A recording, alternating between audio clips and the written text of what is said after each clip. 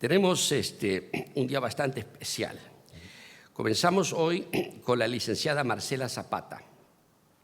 Vamos a seguir con la licenciada Andrea Garza Díaz Barriga y luego tendremos nuestro almuerzo y luego la licenciada Rosaura Sanz Rincón. Un poquito acerca de la licenciada Marcela Zapata, poquitito. Hay que decir muchas cosas, pero tengo que resumirlo. Marcela Zapata Mesa es licenciada en Arqueología por la Escuela Nacional de Antropología e Historia, graduada con mención honorífica. That hurts. Continuó sus estudios de maestría en Filosofía con especialidad en Filosofía de las Religiones por la Universidad de Anáhuac. ¿Cómo dice anunciar? Eso. Y cursó especialidades en pluralismo religioso por la Universidad de Santa Bárbara en California y en lectura de jeroglíficos y egiptología por la Universidad del Valle de México y la Fundación Sofía de España. Actualmente está estudiando su doctorado en Filosofía de Historia. Es la directora del proyecto arqueológico Magdala en Israel y catedrática de la Universidad México Sur en el área de las humanidades. En el ámbito de arqueología ha participado en las excavaciones de ¿cuáles son? Xala y túneles y cuevas de Teotihuacán.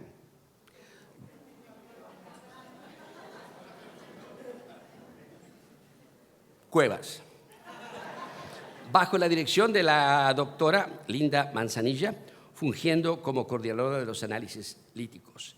Fue miembro de la Sociedad Mexicana de Egiptología e integrante de la primera misión arqueológica en Egipto. Orientada hacia el estudio del pluralismo religioso, ha publicado el libro Las religiones del mundo, historia, filosofía y credo, y cuenta con más de 30 artículos de divulgación tanto de arqueología como en religiones. Una bienvenida a la licencia Marcela Zapata Mesa. Me voy de aquí rapidito, vamos a escuchar.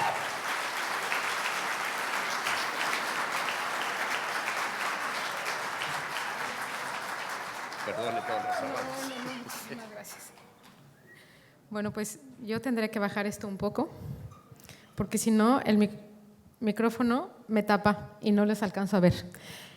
Antes que nada, pues darle las gracias a Azusa Pacific University por la invitación, por hacernos estos días, la verdad es que tan especiales que hemos compartido, conocido tanta gente que la verdad es que ni nos lo imaginábamos. Ayer que estuvimos recorriendo un poco el lugar, llegamos aquí y vimos, estaba acomodado con las sillas, pero a nivel como de auditorio, y nos decía Carmeli, bueno, mañana va a haber mesas y van a estar las sillas, pero va a haber como unas 300 personas.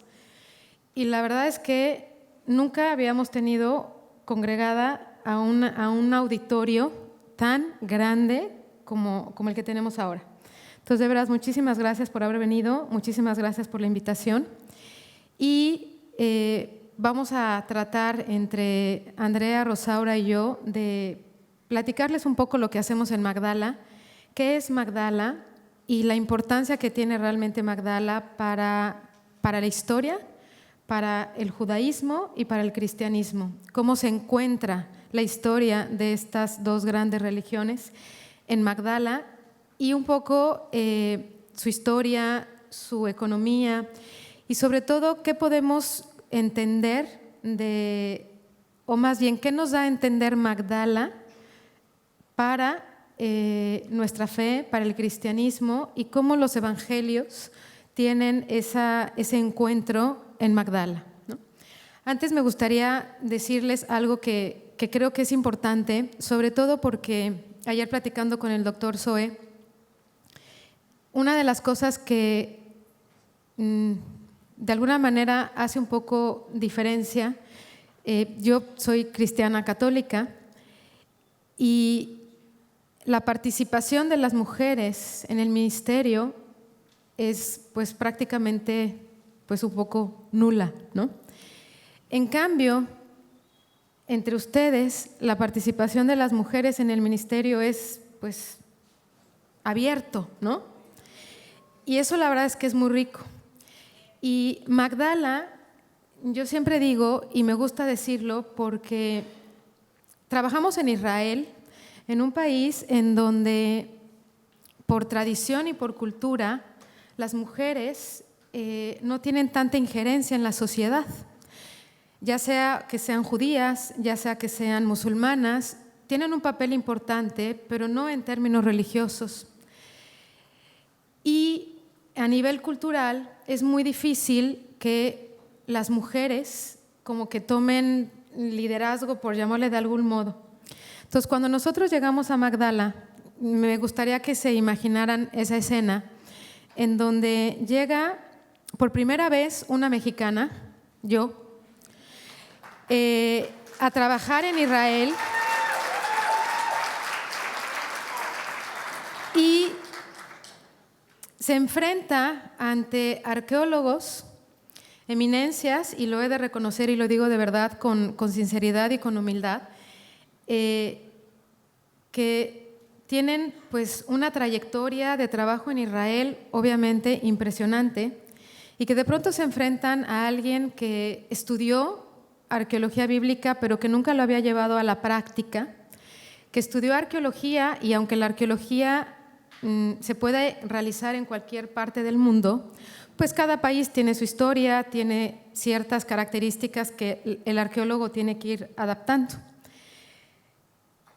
Y lo más complicado no fue el ser arqueólogo y llegar a un país y hacer o tratar de entender la arqueología que ellos viven, sino lo más difícil fue justo el demostrar que como Magdala es ese lugar de nacimiento de María Magdalena, por alguna razón que pues solamente Dios sabe y está en el ámbito de la fe, esperó hasta el 2010 para que fuera excavado por un grupo de mexicanos en donde predomina la mujer en el trabajo en general y en donde las tres que conducimos este proyecto somos mujeres. Magdala llama mujeres y esa es parte del ministerio como arqueóloga y como mujer de fe que puedo como testimoniar. Magdala llama mujeres. Entonces, y eso hace que Magdala sea un lugar todavía más importante porque trabajo y trabajamos con arqueólogos israelíes que costó trabajo que pues recibieran órdenes de una mujer y más de una mujer chiquita, ¿no? Mexicana y que tiene pues esta grandeza, el Magdala, el recibir y acoger a las mujeres. Entonces creo que esa es parte muy importante de lo que Magdala nos puede ofrecer, hablando en términos como mujeres, ¿no? Y lo digo desde el cristianismo católico, en donde de alguna manera esa participación de las mujeres es importante, pero no tanto como la viven ustedes, ¿no? Entonces eso Magdala nos ayuda como a extender. Y Magdala también es ese proyecto en donde pues, se pueden hacer estos puentes que estaba mencionando el doctor Duque y el doctor Zoe entre el cristianismo y el judaísmo, ¿no? Es este encuentro en estas dos religiones que tienen una historia en común, que tienen una tierra en común, que algunas cuestiones nos hacen ser diferentes, pero Magdala es ese lugar en donde nos encontramos y donde realmente podemos entender que somos hermanos, que no hay nada que nos deba de separar y que podemos muy bien trabajar, convivir y coexistir. Magdala tiene esa grandeza también, ¿no? Es un lugar muy rico en ese sentido. Entonces, bueno, esto un poco como preámbulo y sí vamos un poco como ya a empezar realmente a lo que es el proyecto Magdala, ¿no? Entonces, empezamos con las transparencias y como arqueólogo o como arqueóloga, antes de excavar un sitio, uno tiene que preguntarle al sitio qué es lo que quiere saber, ¿no? Y siempre pensamos en, bueno, a ver, es un sitio que está a orillas del mar de Galilea, es un sitio que la tradición judeocristiana lo marca como el lugar de nacimiento de María Magdalena, es un sitio que está referido de alguna manera en los evangelios y es un sitio que históricamente se afirma como un lugar por el cual Jesús pasó, tan solo por estar a orillas del mar de Galilea y porque en los evangelios se dice que Jesús pasó haciendo el bien por todos los lugares y las ciudades alrededor del mar de Galilea. Entonces, las preguntas que nosotros teníamos al inicio, además de muy concretas en términos de arqueología, como la dieta, qué tipo de alimento comían, cómo construían sus casas, cómo distribuían sus espacios, qué tipo de actividades realizaban, también nos interesaba saber si todo lo que las fuentes y lo que los evangelios refieren sobre el ministerio de Jesús y su vida pública en Galilea, pues se puede confrontar y evidenciar con la arqueología. Una cosa es que yo pueda creer y a lo mejor entender, pero otra cosa es que alguien realmente me diga lo que dice en la Biblia, aquí está, ¿no? Que claro que si realmente nuestra fe es fuerte, si yo tengo o no tengo evidencia de Jesús en Magdala, eso no tiene por qué decirme, entonces que Jesús no existió, ¿no? Si mi fe es fuerte va más allá de la evidencia, si mi fe es fuerte va más allá de un dato arqueológico. Pero como decía hace ratito, la arqueología ayuda a fortalecer y a tener una certeza mayor si es que así se requiere. Y sobre todo en esta época, y yo lo digo siempre a mis alumnos, que desgraciadamente necesitamos ver para creer. Y Magdala es ese lugar. Yo sí insisto en que Magdala es ese lugar en donde algo tiene reservado para que podamos ver y creer, ¿no? Entonces, una serie de preguntas que nosotros nos hacíamos sobre si Magdala realmente es el lugar de nacimiento de María Magdalena, si Magdala es ese lugar que Flavio Josefo refiere, el historiador Flavio Josefo refiere sobre el momento en el cual la problemática entre los judíos y los romanos previo a la destrucción del templo de Jerusalén es el lugar donde se lleva a cabo una batalla. Flavio Josefo dice que fue tal la batalla y la fuerza de los magdalenos y los romanos que incluso el mar de Galilea se tornó rojo de la cantidad de sangre que corrió por esta guerra. Entonces nosotros decíamos, bueno, si Flavio Josefo dice esto, pues tendríamos que encontrar la evidencia arqueológica de una guerra, ¿no? También nos interesa saber, bueno, cómo la gente, cuando pasa esta gran revuelta entre judíos y romanos, ¿qué pasó con Magdala después? Magdala fue abandonado, Magdala tuvo una siguiente ocupación, y cómo es que nosotros llegamos en el 2009, 2010 y empezamos a hacer una serie de descubrimientos que yo lo llamo que Magdala es como si fuera la Pompeya de Israel, porque antes de que empezáramos a trabajar en Magdala, en ese terreno, que son 8 hectáreas, había en un sector unos pequeños búngalos que servían pues como de descanso, como si fuera una especie de centro recreativo, de resort, para los que viven en Jerusalén o los que viven en Tel Aviv, pues se acercan a Galilea y tienen unos días de descanso. Y también se utilizaba cierta parte del terreno antes de que nosotros llegáramos como estacionamiento. Entonces, todo lo que es la orilla del mar de Galilea, la Autoridad de Antigüedades lo tiene considerado como zona arqueológica. Pero pues no había como realmente la certeza de qué es lo que había debajo de toda esta tierra. Entonces, había realmente que entender qué papel jugaba Magdala y cómo es que, pues de tener una fuerza en el siglo I de ser la ciudad económicamente hablando más rica y más importante de Galilea. ¿Por qué de pronto desaparece en la historia? Nadie supo qué pasa con Magdala hasta que llegamos. Y nosotros llegamos a este proyecto o nos involucramos en este proyecto porque se compraron estas 8 hectáreas de terreno a través de donaciones para poder hacer un centro de peregrinos que acoja a todos los peregrinos en la región de Galilea.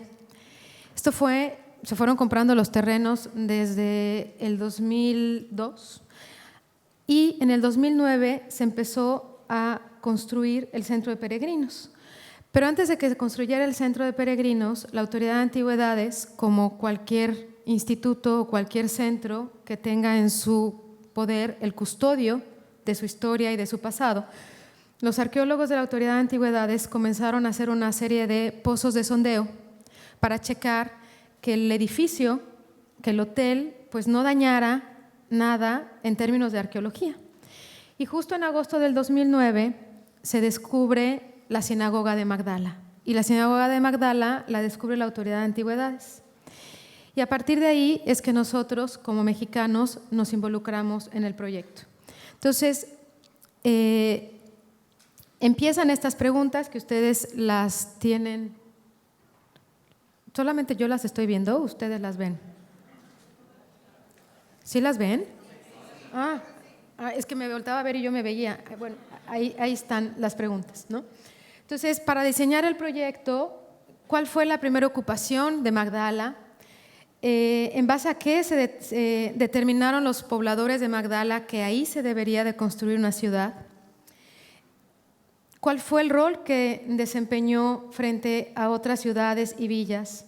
¿Estuvo Jesús realmente en Magdala y en la sinagoga de Magdala? ¿Cuáles fueron sus actividades económicas predominantes? Si los pobladores, los judíos, vivían un judaísmo estricto, ¿cuáles eran sus normas? ¿Cuál fue la primera ocupación y cuál fue la última ocupación de Magdala? ¿Cómo fue abandonada Magdala en el año 67? Y si después de este abandono tuvo ocupaciones posteriores, ¿no? Y también nos importaba 2 preguntas cruciales, que si podemos… El nombre antiguo de Magdala en griego es Tarikea, y Tarikea quiere decir pesca segura. Y Flavio Josefo dice, y también otro historiador, Estrabón, dice que el pescado que se sacaba del mar de Galilea en Magdala, se salaba en Magdala y a través de Cesarea Marítima y el Mediterráneo llegaba incluso hasta Roma. Y en Roma se conocía el pescado de Magdala como tarichos. Era como una marca, como si hoy dijéramos Coca-Cola, ¿no? Así era tarichos, el pescado que llegaba desde Magdala a través del Mediterráneo salado. Obviamente, pues pregunta importante es, en Magdala, ¿dónde está ese lugar de la salazón de pescado? ¿No? Para poder confrontar las fuentes, los evangelios con la arqueología. Lo que les decía hace ratito, Flavio Josefo dice que ahí se libró una batalla. ¿Qué evidencia tenemos de esa batalla? Y lo que les mencionaba ahorita sobre la cuestión del pescado tarichos. Y también Flavio Josefo dice que Magdala era una ciudad amurallada. Entonces aquí algo bien importante es que el trabajo que nosotros hacemos es un trabajo interdisciplinar. El arqueólogo no es todólogo, decimos en México, ¿no? El arqueólogo no es todólogo. Yo soy arqueóloga, pero no sé, hombre, puedo saber algo de química, puedo saber algo de física, algo de biología, pero yo no soy química, no soy física, no soy bióloga. Entonces, yo necesito de químicos, de biólogos, de sociólogos, de historiadores que me ayuden a entender toda la historia de Magdala. Entonces, Magdala es un proyecto arqueológico, científico, pero interdisciplinar. Necesitamos el apoyo de otras áreas, de otras disciplinas, para que pues, nos den entre todos la información.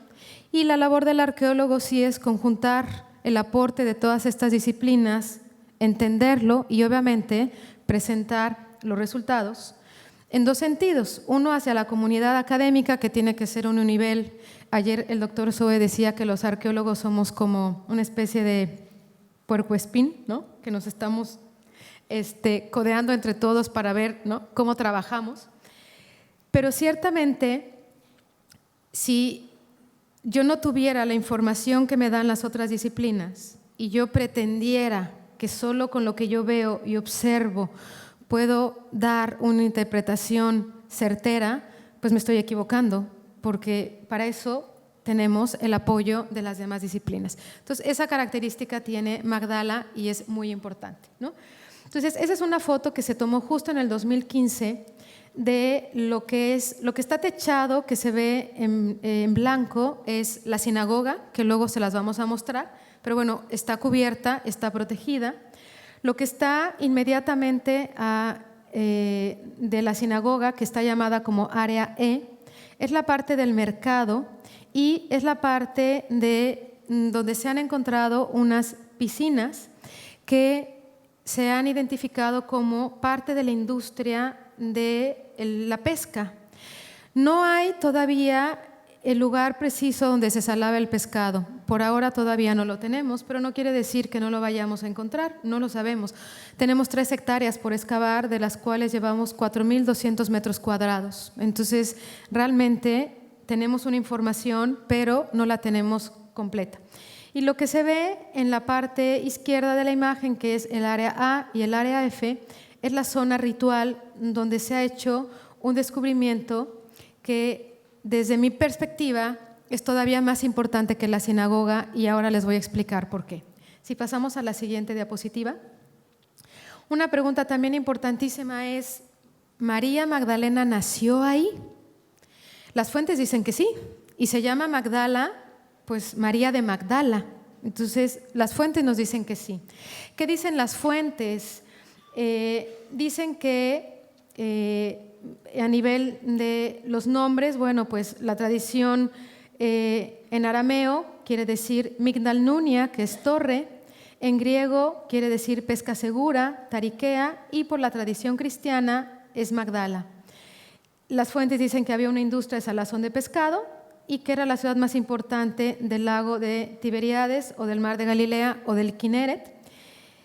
Y por la tradición cristiana sabemos que en el siglo IV Santa Elena construye una basílica sobre la casa de María Magdalena. Entonces, pues todo esto que dicen las fuentes, pues ahora es el turno de la arqueología para decir si es o no cierto, ¿no? Y les ponemos ahora les pongo un video que, antes de decirles si esto que la historia, las fuentes dice sobre Magdala lo tenemos arqueológicamente o no, les ponemos un video que nos va a dar como esta visión general del trabajo que hemos hecho, de cómo es que llegamos a participar en este proyecto. Entonces, ahorita los dejo con el video y ahorita regreso.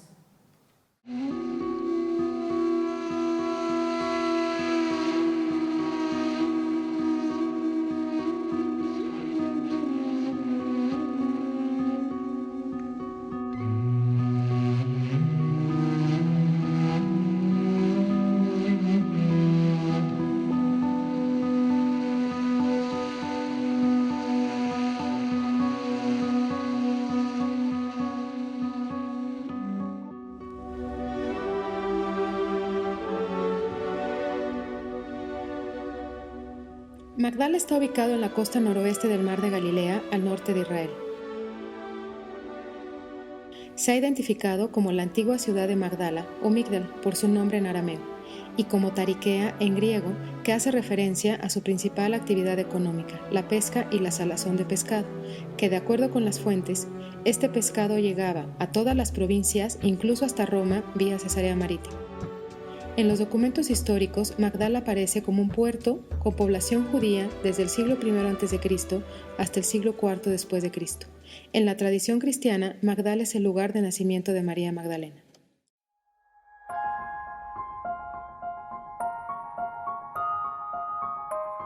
Gracias a la evidencia arqueológica, se sabe hoy que la ciudad fue fundada durante el periodo helenístico.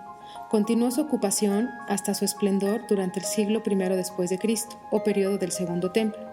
A partir del siglo II después de Cristo, la población y las áreas ocupadas en la ciudad disminuyeron, posiblemente como consecuencia de la revuelta judía y por el establecimiento de la ciudad romana de Tiberias.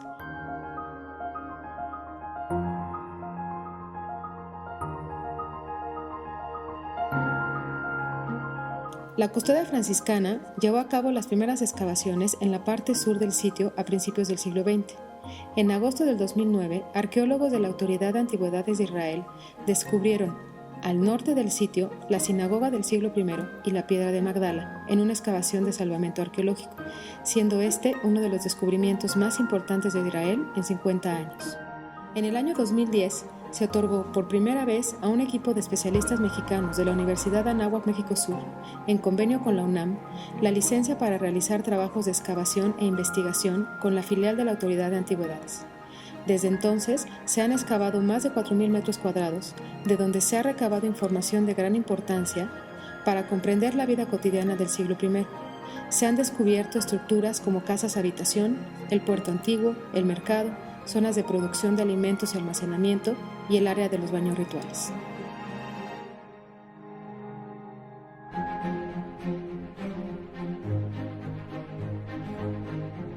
Como profesora, siento mucho orgullo de ver que se ha pasado a mis alumnos como Marcela Zapata una tradición de trabajo sistemático, excavaciones extensivas, una perspectiva interdisciplinaria de aproximación al pasado y que se hace con excelencia. Lo más importante es legar una tradición de trabajo bien hecho que ponga en alto el nombre de México aquí en el extranjero.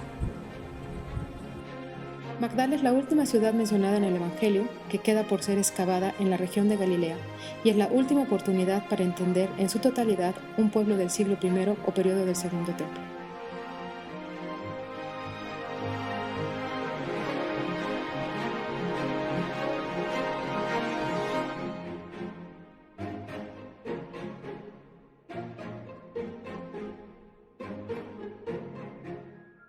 Bien, pues un poco para que también vean como el lugar en el que estamos trabajando, que la verdad es que es un lugar privilegiado y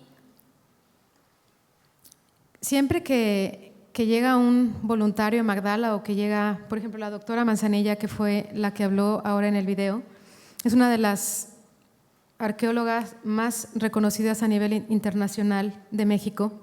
Es la única mexicana que está reconocida por la Academia de las Ciencias aquí en Estados Unidos. Ella fue mi maestra y ahora pues somos colegas y para mí el que ella vaya a Magdala y vea el trabajo que nosotros estamos haciendo siguiendo su metodología pues es muy importante porque como ella dice es legar una tradición.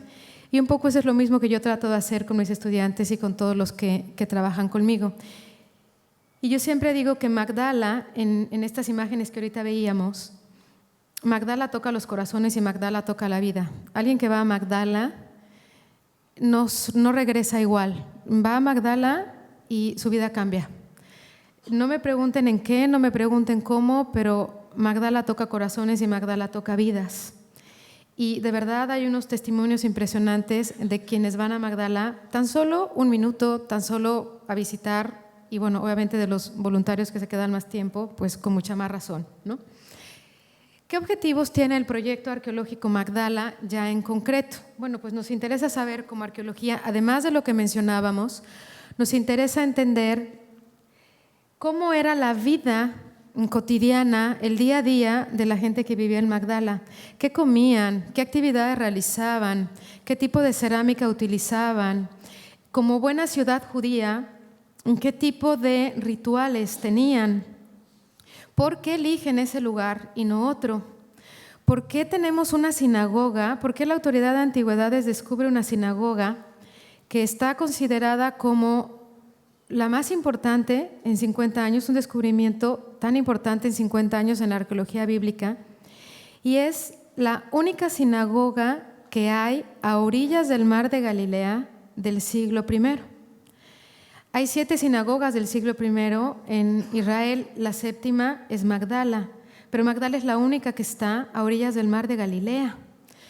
¿por qué esa sinagoga tiene esa piedra que tiene la representación más antigua de la menorá y que no debía de estar ahí porque todavía estaba en pie el templo de Jerusalén y la menorá solamente debía de estar en el Santo Sanctorum, en el lugar más sagrado del templo de Jerusalén? Y nosotros tenemos una representación de esa menorá en la piedra. Pero no nada más tiene la menorá, tiene en su cara opuesta el carro de fuego del profeta Elías, que es la unión entre el primer templo y el segundo templo. Es la presencia de Dios en el templo de Jerusalén. Además tiene una serie de elementos que ya más adelante Rosaura nos explicará, pero tiene una serie de elementos que solamente estaban en el Santo Sanctorum.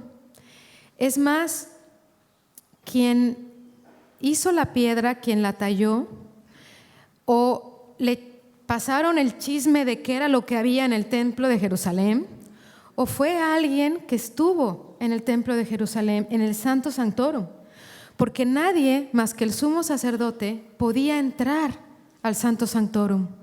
Y nosotros tenemos una piedra en esa sinagoga que tiene todos los elementos del segundo templo del Santo Sanctorum. Es más, Jesús solamente estuvo en la explanada del templo. Jesús no entró al Santo Sanctorum. Sin embargo, tenemos esa piedra. Ahora, una pregunta es, ¿Jesús estuvo en esta sinagoga? ¿Jesús predicó en esta piedra? Porque el uso de esta piedra era para colocar los rollos de la Torá y poder enseñar. Pero también la sinagoga tenía otras funciones. Cuando yo llegué a Israel, a Magdala en el 2009, y estuve trabajando con los arqueólogos de la Autoridad de Antigüedades un poco en el descubrimiento de la sinagoga, me tocó ver a uno de los trabajadores judío que estaba haciendo sus oraciones y justo las estaba haciendo de alguna manera, no en la piedra, pero sí cerca de la piedra. Y entonces, como que algo que tenemos los arqueólogos es que, pues, si no tenemos un poco de imaginación, no estoy diciendo que todo lo que digamos es imaginación, ¿no?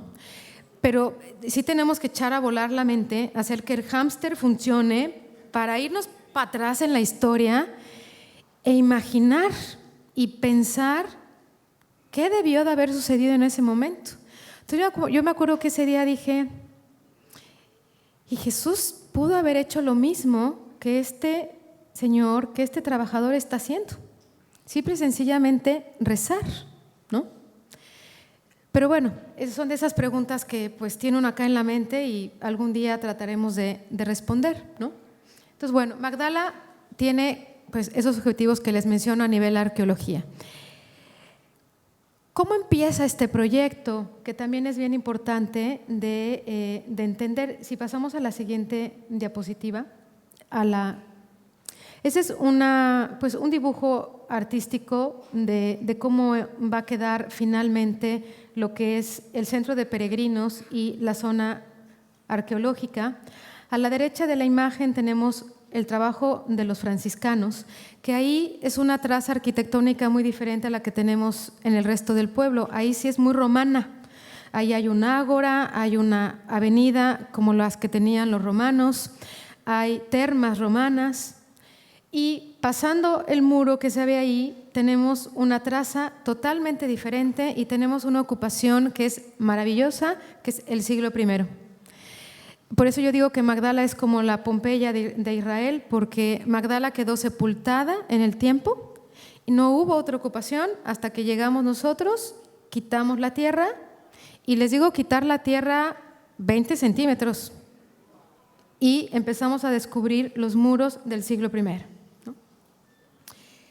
Si pasamos a la siguiente diapositiva, por favor. ¿Cuáles son las etapas que hicieron que este proyecto sea diferente a lo que se trabaja normalmente en Israel? Pues como casi todos los que estamos aquí somos latinos, ¿no? Y algunos mexicanos. Nuestra historia, pues no está escrita. Nosotros, por ejemplo, en México, en Guatemala, no sé de qué otros países tengamos, de Honduras, de El Salvador, ¿no? De Argentina, nuestra historia no está escrita. Ya quisiera yo tener un libro, un texto, que me dijera cómo vivieron los de Teotihuacán. Hombre, tenemos los códices, pero eso pues es un poquito posterior, ¿no? Yo en México trabajo en Teotihuacán, ¿no? Es el área en la que me he especializado. Y mi trabajo en México es analizar la sangre que queda pegada en las puntas o en las flechas de obsidiana para saber si es sangre animal, si es sangre animal o humana, parentescos, dietas. Eso es lo que yo hago en México. Pero pues yo no tengo un documento que me diga este tipo de obsidiana, de cuchillos, de navajas, la utilizaban para… Yo necesito auxiliarme de otras áreas para entender nuestra historia. Entonces, la arqueología en México tiene esta característica, y en general en América Latina, de ser interdisciplinar, porque no tenemos una historia escrita. En cambio, en Israel, en general en Europa, en Grecia, en Roma, ¿no? Pues tienen un montón de textos antiguos que les dicen todo. Entonces, lo que hizo que este proyecto y lo que lo hace ser diferente son esas etapas que ahorita, estas que están aquí. Nosotros propusimos un proyecto con la primera fase, que es prospección geofísica, con una excavación extensiva, con análisis químicos y paleobotánicos, la restauración de los materiales y consolidación de las estructuras, y un trabajo posterior que es el levantamiento en tercera dimensión y una reconstrucción visual, y por supuesto la publicación y la difusión. ¿Qué lo hace ser diferente? La prospección geofísica, la excavación extensiva y el análisis químico y paleobotánico. Es decir, yo platico, en Magdala trabajamos judíos, musulmanes y cristianos. ¿Que podemos estar en desacuerdo arqueológicamente? Sí. Y siempre estamos luchando y batallando para, como arqueólogos, entendernos. Pero como creyentes cada uno en sus distintas fe, los judíos, los musulmanes y los cristianos, pues hemos aprendido a convivir y a respetarnos. Aparte tenemos los trabajadores, que tenemos drusos, que tenemos judíos, musulmanes, samaritanos. Bueno, esto es un tutti frutti de religiones. Hay creyentes, hay no creyentes, ¿no? Es un lugar que permite este encuentro y que se abre al diálogo. Ese es un objetivo muy importante de Magdala. Entonces, cuando nosotros llegamos, lo que hicimos fue… Estas 3 hectáreas que nosotros tenemos de terreno, lo que hicimos fue hacer un escáner, una radiografía al terreno. Claro que cuando nosotros empezamos a hacer este trabajo, como esta técnica nunca se había llevado a Israel, los arqueólogos israelíes me preguntaban, oye, pero eso no es arqueología. Yo decía, claro que es arqueología, es parte de la arqueología. ¿Por qué no metes la mano del tractor? Te dejas de aparatos y empiezas a excavar. Y entonces yo decía, bueno, a ver, yo no uso tractor. En México no usamos tractor. Y creo que en general en América Latina el tractor no se utiliza para una excavación arqueológica. Cuando yo vi por primera vez el tractor cerca de una excavación arqueológica fue en el 2009, que estaba yo parada cerca de un muro que tenía yo detrás, un muro de la sinagoga. Y de pronto yo nada más oí el ruido del tractor y yo dije, ¿hasta dónde va a llegar el tractor? Y de pronto yo nada más sentí la mano del tractor pasando por detrás de mí. Claro, estaba yo, el muro y la mano del tractor. Bueno, yo no me fui detrás y no me caí en la mano del tractor porque Dios es grande, del infarto de imaginarme la mano del tractor pues llevándose la historia. Y yo decía… ¿Cómo? Y los trabajadores, pues yo no les entendía en ese momento, ahora ya les entiendo, ¿no? Claro, no hablo el árabe, no hablo el hebreo, pero sí les entiendo. No me pregunten por qué, pero les entiendo. Pero en ese momento no. Y entonces yo decía, no puede ser. Y entonces me decía el arqueólogo musulmán, me decía, pero tranquila, aquí se excava con tractor. Y yo decía, no puede ser. Entonces, imagínense cuando llegamos nosotros y empezamos con el escáner a la tierra, me decían, ¿qué haces? Y yo, pues sacando una radiografía, una foto de la tierra. ¿Para qué la quieres? Pues para saber qué hay debajo. Sencillo, mete el tractor y vas a saber qué hay debajo. Y yo decía, bueno, ¿cómo les explico que no? Sin que obviamente haya una ofensa, porque ellos tienen su metodología y nosotros tenemos la nuestra, tan válidas y tan importantes la una como la otra, nada más que son diferentes, ¿no? Y cuando obviamente nosotros le presentamos los resultados, porque nosotros en el 2010 pasamos una serie de aparatos, que uno se llama el magnetómetro y otro es la resistividad eléctrica. El que más datos nos dio fue la resistividad eléctrica y después el radar de penetración. Pero nosotros hoy día, yo tengo el mapa completo de la traza de la ciudad de Magdala sin haber excavado todo Magdala. Como el video lo decía, llevamos 4.200 metros excavados. Es nada de 3 hectáreas. Sin embargo, en esta imagen que vamos a ver ahorita, está primero, si podemos regresar a la anterior, todo lo que se ve en naranja, con una raya como negra en medio, es los muros. Lo que se ve en blanco son los espacios abiertos. Y tengo ahí en esa imagen un dibujo arqueológico. Y si ustedes ponen atención, sí se alcanza a distinguir la continuación de los muros. En las 4 lados de la foto se alcanza a ver perfecto en el norte, en el sur, en el este y en el oeste, cómo los muros continúan en la imagen que nos da la resistividad eléctrica. Si a eso después le ponemos la excavación, no hay duda de que estos aparatos funcionan. Por algo en México los utilizamos, porque nos ayudan a entender y sobre todo nos ayudan a diseñar las estrategias de por dónde vamos a excavar. Entonces, un poco la visión general de lo que es Magdala, tomando en cuenta que somos 3 instituciones las que trabajamos en Magdala. En la parte norte trabaja la Autoridad de Antigüedades, en la parte central trabaja la Universidad de México Sur, trabajamos los mexicanos, y en la parte sur está la Custodia Franciscana. Lo que está en negro es lo que ya se ha excavado entre las 3 instituciones sobre el pueblo de Magdala.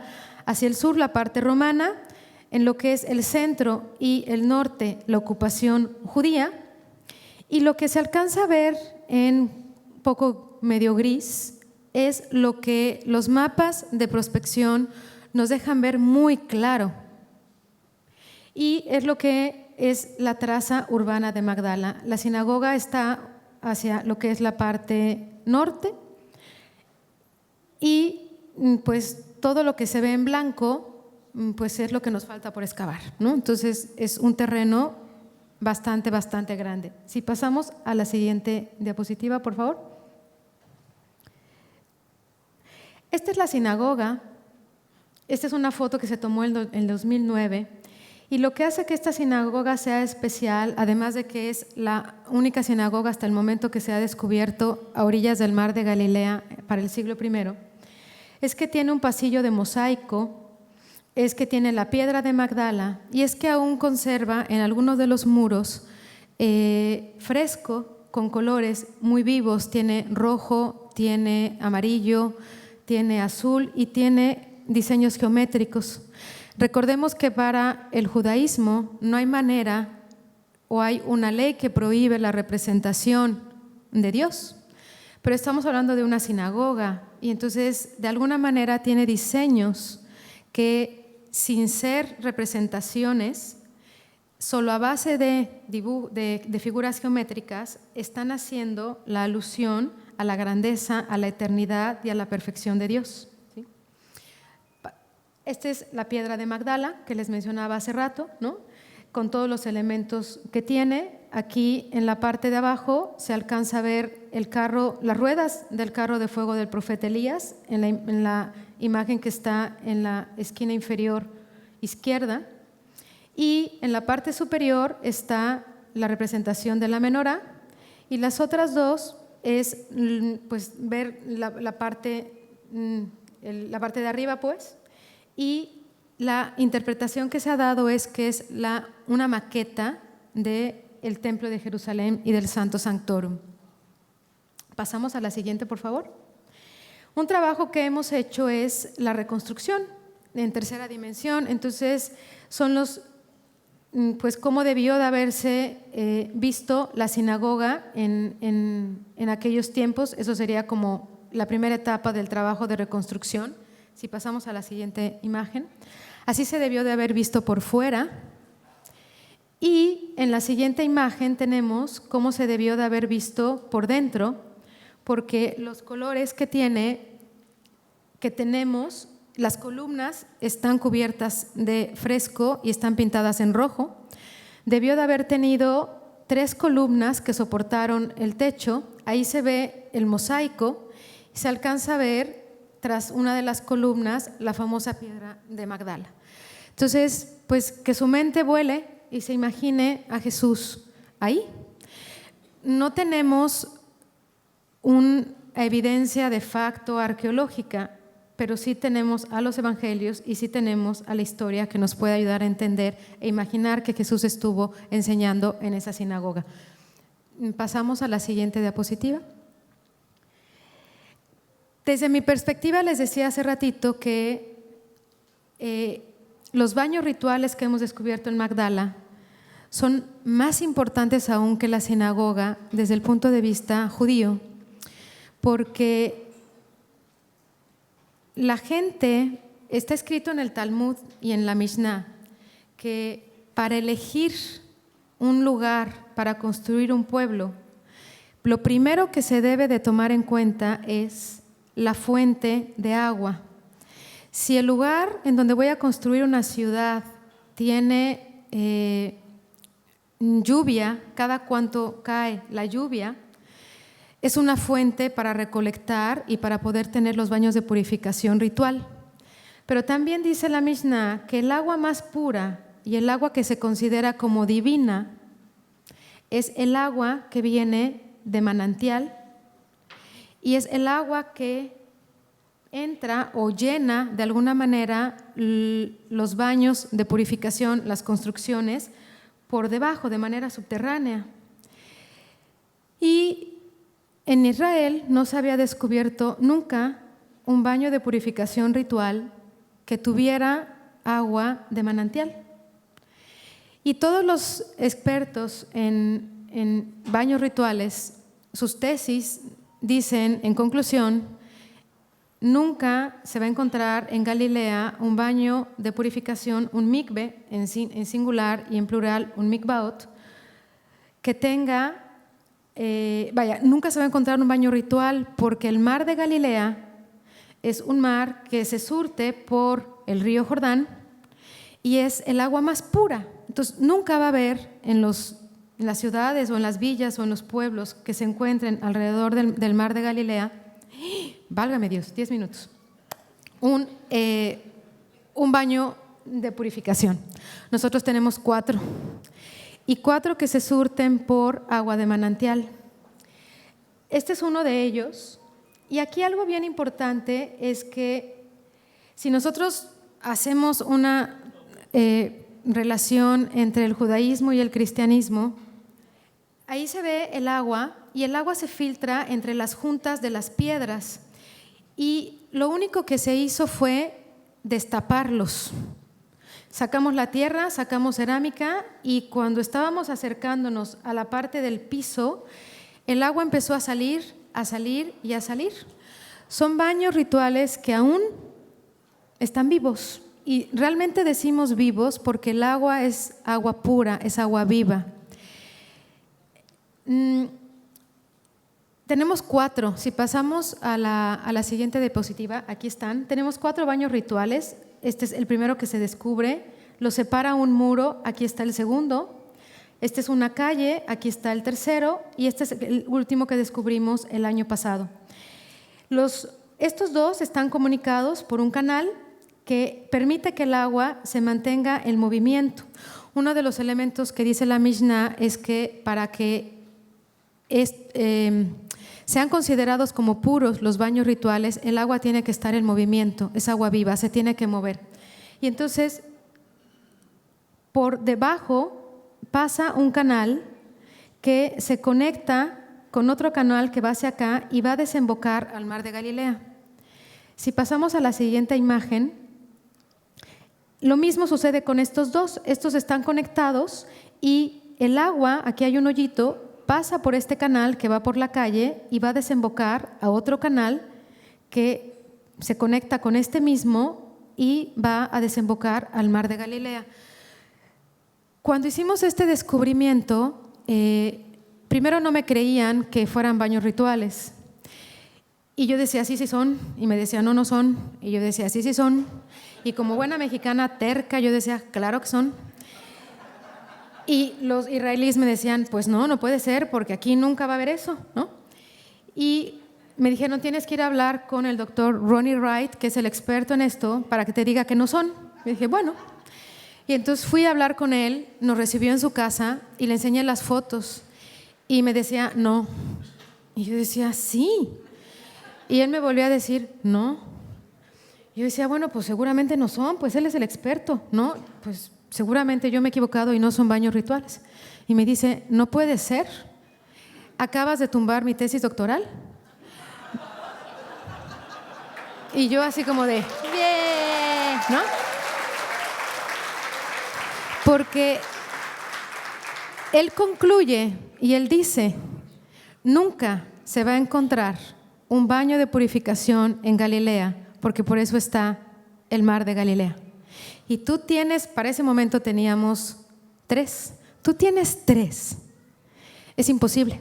Me dice, más que la sinagoga, esto es lo más importante que hay en Magdala, porque para el judaísmo, estos baños hablan de que las personas que hicieron su inmersión en este lugar, cuando entraban impuros en un término espiritual. Cuando salen vivos, porque esta agua y estos baños que ustedes acaban de descubrir tienen esa facultad, obviamente espiritual, de purificar de tal manera que las personas que tuvieron la fortuna de hacer una intervención en estos baños es como si volvieran a nacer. Y entonces yo hago la analogía hacia lo que es la parte del ritual del bautismo o de la iniciación, ¿no? Porque justo el ritual de iniciación, el bautismo, es nacer, pero nacer a una vida espiritual, nacer ante Dios. Y es lo que nos hace y nos marca para vivir en unión con Dios.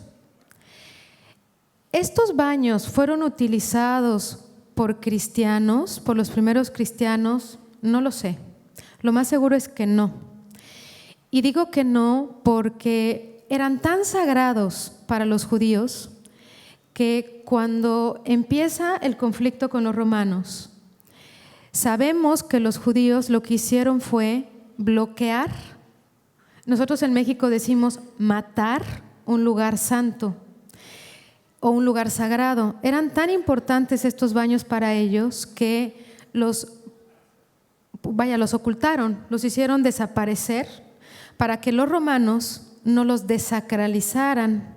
Y nosotros lo que encontramos fueron capas y capas, además de tierra, de cerámica que no fue usada, sino que fue rota especialmente para proteger, creo yo, con la finalidad de, una vez que pase la revuelta, regresamos, destapamos y volvemos a tener estos lugares para poder hacer las inmersiones. Esto no sucedió y nosotros los destapamos hasta el 2010, 2011, 2000 años después. Y por eso digo que estos baños no fueron utilizados por cristianos. Pero la tradición, y de hecho los cristianos ortodoxos y en algunas comunidades cristianas, el rito de iniciación o el bautismo es por inmersión. En el catolicismo ya no, empezó por inmersión, después pasamos a utilizar el hisopo, ¿no? Y órale, los bautizaban a todos, ¿no? Y ahora es pues a través muy elegante, ¿no? Con una conchita, ¿no? Y te echan el agua. El significado es el mismo, aunque el cómo haya variado es el mismo. Entonces, el caso de los mikves, en el estudio que yo hago, es un claro ejemplo de cómo la tradición judía pasa a la tradición cristiana. Y que aunque hoy día pueda haber un cómo distinto, el qué es el mismo, el significado es el mismo. Para los judíos es un renacer, es un purificarme. Y estas aguas me dan esa vida nueva, que realmente es lo que nosotros hacemos con el bautismo, es nacer ante Dios, ¿no? Y es vivir en una comunidad. Y eso nos da obviamente obligaciones, responsabilidades y una responsabilidad fuerte ante los demás. Termino ya rápido porque me van a correr, ¿verdad? Ya tengo que cortar, ya, termino rápido. ¿Qué nos da como plus también los análisis químicos que nosotros realizamos?